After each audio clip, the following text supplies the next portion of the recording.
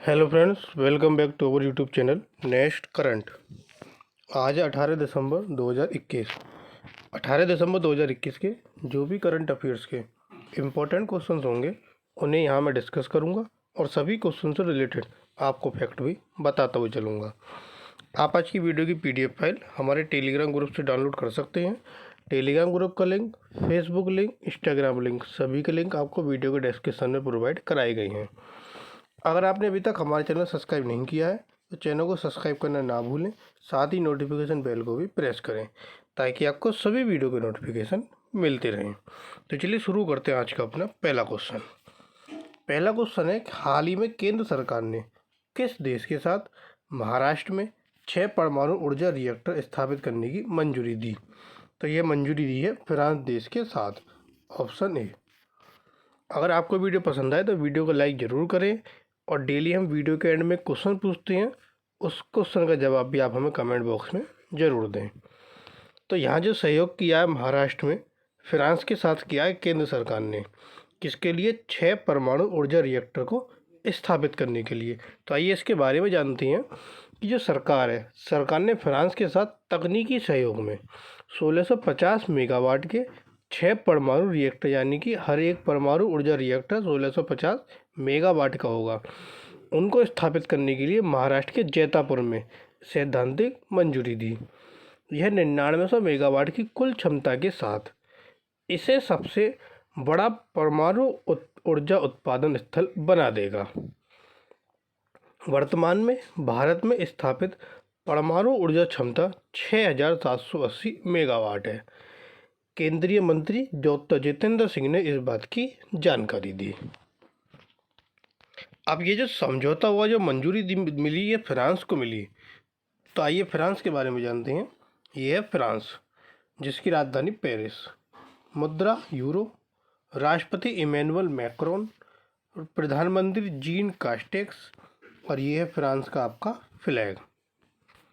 अगला क्वेश्चन, हाल ही में केंद्र सरकार ने किस विश्वविद्यालय में मर्म चिकित्सा प्रशिक्षण केंद्र बनाने की घोषणा की? तो यह घोषणा की उत्तराखंड आयुर्वेद विश्वविद्यालय को। Option B. आयुष मंत्रालय ने 16 दिसंबर को देश के लिए नोडल केंद्र के रूप में उत्तराखंड आयुर्वेद विश्वविद्यालय में मर्म चिकित्सा प्रशिक्षण केंद्र बनाने की घोषणा की। यह देश और विश्व के छात्रों को आयुर्वेद में विशेषज्ञता प्राप्त करने में मदद करेगा। आयुर्वेद यूनानी, प्राकृतिक चिकित्सा और हर्बल दवाओं को बढ़ावा देने के लिए राष्ट्रीय आयुष मिशन योजना के तहत इसकी घोषणा की गई। अब उत्तराखंड आयुर्वेद विश्वविद्यालय, ये क्या हुआ? ये प्रशिक्षण केंद्र बनाने की घोषणा करी है। तो आइए उत्तराखंड के बारे में जानते हैं। ये है उत्तराखंड, जिसकी राजधानी है देहरादून। यहाँ के मुख्यमंत्री पुष्कर सिंह धामी, राज्यपाल है गुरमीत सिंह। कुल जिलों की संख्या है 13, लोकसभा सीटें हैं 5 और राज्यसभा सीटें हैं 3। अगला क्वेश्चन आता है कि हाल ही में किसने flag officer commanding Maharashtra naval area Mumbai के रूप में पदभार ग्रहण किया? तो यह पदभार ग्रहण किया संदीप मेहता ने। ऑप्शन सी।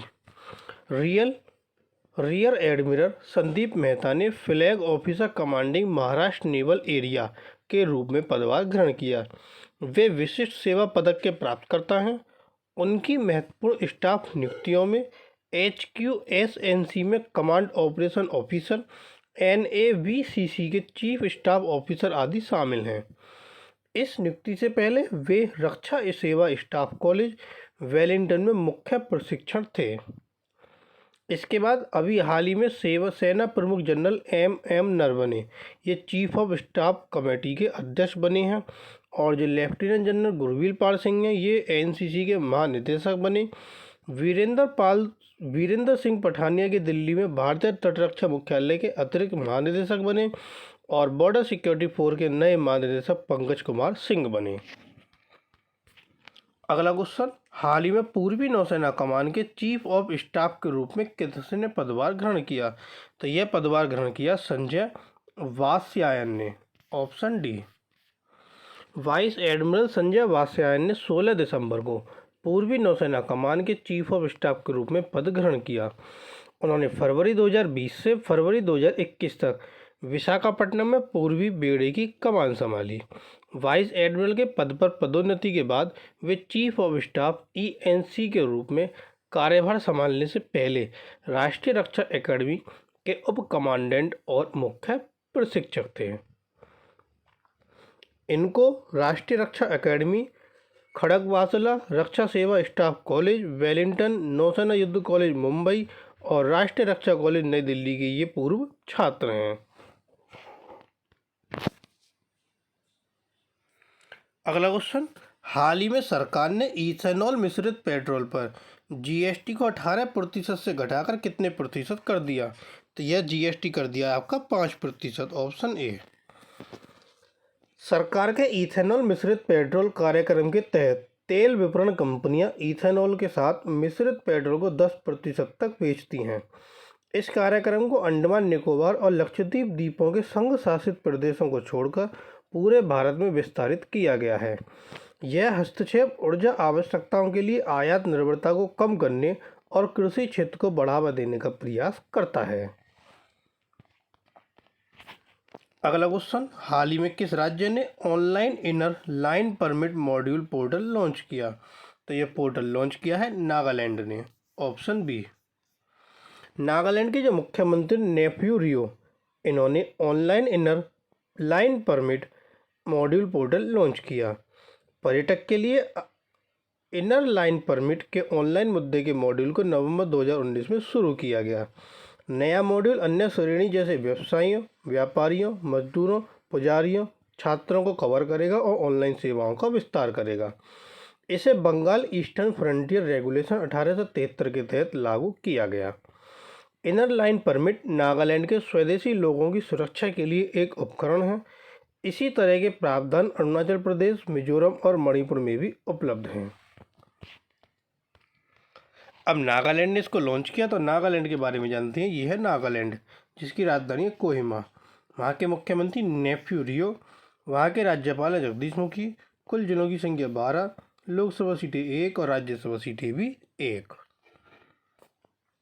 अगला क्वेश्चन, हाल ही में द इंडस एंटरप्रेन्योर से global entrepreneur of the year award business transformation कौन भारतीय उद्योगपति बने? तो वे बने आपके कुमार मंगलम बिरला, ऑप्शन सी। आदित्य बिरला समूह के अध्यक्ष कुमार मंगलम बिरला ने 16 दिसंबर को द इंडस एंटरप्रेन्योर से global entrepreneur of the year award business transformation प्राप्त किया। वे पुरस्कार प्राप्त करने वाले पहले भारतीय उद्योगपति हैं। इसके अलावा टेक स्टार को best global accelerator for startup और MIT को global university promoting student entrepreneurship पुरस्कार दिए गए। एलन मस्क, इनको global entrepreneur of the year immigrant entrepreneur का पुरस्कार मिला। जेफ बेजोस को भी global entrepreneur of the year first generation का पुरस्कार मिला और सत्य नडेला को global entrepreneur of the year entrepreneurial CEO का पुरस्कार मिला। अगला क्वेश्चन, हाल ही में किसने अपना edtech platform wealth academy launch किया? तो यह प्लेटफॉर्म लॉन्च किया है पेटीएम ने, ऑप्शन डी, पेटीएम। पेटीएम ने 15 दिसंबर को इस प्लेटफॉर्म को लॉन्च किया। यह देश भर के व्यापारी और निवेशक को प्रशिक्षण देगा। कंपनी इस ट्यूटोरियल प्लेटफॉर्म के माध्यम से खरीद और बिक्री और मौद्रिक विचार पर कार्यक्रम और वेबिनार पेश करेगी। पाठ्यक्रम के अलावा मंच विभिन्न क्षेत्रों के विशेषज्ञ द्वारा वेबिनार भी प्रदान करता है। अगला क्वेश्चन, हाल ही में किसने भारत में मूलभूत साक्षरता और संख्यात्मकता की स्थिति पर रिपोर्ट जारी की? तो यह रिपोर्ट किसने जारी की? प्रधानमंत्री का आर्थिक सलाहकार परिषद, ऑप्शन ए। प्रधानमंत्री का आर्थिक सलाहकार परिषद ने 16 दिसंबर को भारत में मूलभूत साक्षरता और संख्यात्मकता की स्थिति पर रिपोर्ट जारी की। इंस्टीट्यूट फॉर कॉम्पिटिटिवनेस ने रिपोर्ट तैयार की। यह एक बच्चे के समग्र विकास में प्रारंभिक शिक्षा के वर्षों के महत्व पर प्रकाश डालता है। यह आगे राष्ट्रीय शिक्षा नीति 2020 की भूमिका पर भी प्रकाश डालता है। अगला क्वेश्चन, हाल ही में भूटान ने किसे देश के सर्वोच्च नागरिक पुरस्कार नगदग पेलजी खोरलो से सम्मानित किया? तो इस पुरस्कार से सम्मानित किया गया प्रधानमंत्री नरेंद्र मोदी को, ऑप्शन बी। भूटान ने 17 दिसंबर को प्रधानमंत्री नरेंद्र मोदी को देश का सर्वोच्च नागरिक पुरस्कार नगदग पेलजी खोल्लो से सम्मानित किया। 17 दिसंबर भूटान का राष्ट्रीय दिवस भी है। उन्हें कोविड-19 महामारी के समय में भारत के बिना शर्त समर्थन के लिए सम्मानित किया गया। सीरम इंस्टीट्यूट ऑफ इंडिया द्वारा निर्मित कोविड-19 टीकों का भारत का उपहार प्राप्त करने वाला भूटान पहला देश था। 2020 में प्रधानमंत्री नरेंद्र मोदी को अमेरिकी सशस्त्र बलों का Legion of Merit by the US government पुरस्कार प्राप्त हुआ था। इससे पहले 2019 में रूस ने भी अपना सर्वोच्च नागरिक सम्मान ऑर्डर ऑफ सेंट एंड्रयू पुरस्कार से सम्मानित किया था और 2019 में ही संयुक्त अरब अमीरात ने ऑर्डर ऑफ जायद अवार्ड से नरेंद्र मोदी को सम्मानित किया था। अब भूटान ने सम्मानित किया तो भूटान के बारे में जानते हैं। यह है आपका भूटान, जिसकी राजधानी है थिम्पू। वहाँ की मुद्रा नगुल्ट्रम। वहाँ के मोनार्च जिग्मे खेसर नामग्येल वांगचुक, ये हैं मोनार्च। और ये है वहाँ के प्रधानमंत्री लोटे टेसेरिंग। और ये क्या आपका भूटान का फ्लैग। अगला क्वेश्चन, हाल ही में केंद्रीय मंत्रिमंडल ने महिलाओं के लिए शादी की कानूनी उम्र 18 से बढ़ाकर कितने वर्ष करने का निर्णय लिया? तो यह निर्णय लिया गया 21 वर्ष करने का, ऑप्शन सी। 15 दिसंबर को केंद्रीय मंत्रिमंडल ने महिलाओं के लिए शादी की कानूनी उम्र 18 से बढ़ाकर 21 करने का फैसला किया। पुरुषों के लिए शादी की कानूनी उम्र पहले से ही 21 वर्ष है। महिलाओं की शादी की कानूनी उम्र बढ़ाने के लिए नए फैसले को लागू करने के लिए सरकार बाल विवाह निषेध अधिनियम, विशेष विवाह अधिनियम और हिंदू विवाह अधिनियम में संशोधन करेगी। यह प्रस्ताव जया जेटली की अध्यक्षता वाले नीति आयोग के टास्क फोर्स की सिफारिश पर आधारित था। टास्क फोर्स ने यह भी सिफारिश की कि यौन शिक्षा को औपचारिक रूप दिया जाए और स्कूली पाठ्यक्रम में शामिल किया जाए। अगला क्वेश्चन, हाल ही में कौन सा देश 2022 में महिला अंडर 18 और 19 दक्षिण एशिया फुटबॉल महासंघ चैंपियनशिप की मेजबानी करेगा? तो वह मेजबानी करेगा आपका भारत देश, ऑप्शन डी। भारत 2022 में महिला अंडर 18 और 19 दक्षिण एशिया फुटबॉल महासंघ चैंपियनशिप की मेजबानी करेगा। दक्षिण एशिया फुटबॉल महासंघ अंडर 18 महिला चैंपियनशिप जहां 3 से 14 मार्च तक आयोजित होगी, वहीं दक्षिण एशिया फुटबॉल महासंघ अंडर 19 चैंपियनशिप 25 जुलाई से 3 अगस्त तक आयोजित होगी। अखिल भारतीय फुटबॉल महासंघ ने इसकी घोषणा की। और इस चैंपियनशिप में जो अंडर 18 महिला चैंपियनशिप है, इसमें बांग्लादेश, भूटान, नेपाल, श्रीलंका और भारत प्रतिस्पर्धा करेंगे। अगला क्वेश्चन, हाल ही में ढाका में श्री रमना काली मंदिर का उद्घाटन किसने किया? तो ढाका में इस मंदिर का उद्घाटन किया हमारे राष्ट्रपति रामनाथ कोविंद ने, ऑप्शन ए। राष्ट्रपति रामनाथ कोविंद ने 17 दिसंबर को 50 साल बाद ढाका के ऐतिहासिक श्री रमना काली मंदिर का उद्घाटन किया, जिसे पाकिस्तानी सेना ने 1971 में नष्ट कर दिया था। इसे पाकिस्तानी सेना के कोड नेम ऑपरेशन सर्चलाइट द्वारा नष्ट किया गया था। भारत ने मंदिर के नवीनीकरण का समर्थन किया। मुस्लिम बहुत बांग्लादेश की 17 करोड़ आबादी में हिंदुओं की संख्या करीब 10% है। अब बांग्लादेश में ये उद्घाटन हुआ, तो बांग्लादेश के बारे में जानते हैं। यह है बांग्लादेश, जिसकी राजधानी है ढाका, मुद्रा है टका, राष्ट्रपति अब्दुल हमीद, ये है राष्ट्रपति, और ये है प्रधानमंत्री शेख हसीना, और ये है ढाका का आपका फ्लैग, यानी कि बांग्लादेश का फ्लैग। तो ये थे आपके आज के करंट अफेयर्स के इम्पोर्टेंट क्वेश्चन। अब आता है क्वेश्चन ऑफ द टुडे। आज का प्रश्न है, इस प्रश्न का आंसर आपको कमेंट बॉक्स में देना है कि हाल ही में फ्रांसीसी फैशन समूह चैनल के CEO किसे नामित किया गया? तो किसे नामित किया गया? 4 ऑप्शन आपको यहाँ दिए गए हैं, एक आंसर आपको कमेंट बॉक्स में देना है। और जो कल क्वेश्चन पूछा था कि हाल ही में किस विश्वविद्यालय के वैज्ञानिकों ने पहले सुई रहित वायु चालित टीके का नैदानिक परीक्षण शुरू किया? तो वह परीक्षण शुरू किया कैम्ब्रिज विश्वविद्यालय के वैज्ञानिकों ने, ऑप्शन सी। तो ये है आपके आज के करंट अफेयर्स के इम्पोर्टेंट क्वेश्चन। अगर आपको वीडियो पसंद आए तो वीडियो को लाइक, कमेंट और शेयर करना ना भूलें।